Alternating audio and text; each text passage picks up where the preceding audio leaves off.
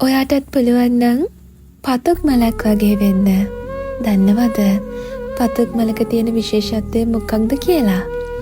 පතුක් මලකට පුළුවන් ඕනිම තැනක වැඩෙන්න.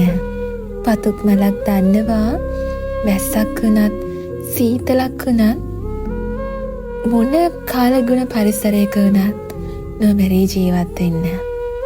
පතුක් මලක් දන්නවා කර්කශම පොළවක වුණත් කෙලින් හිටගෙන ඉන්න. ඔයත් මේ වගේ කෙල්ලෙක් වෙන්න.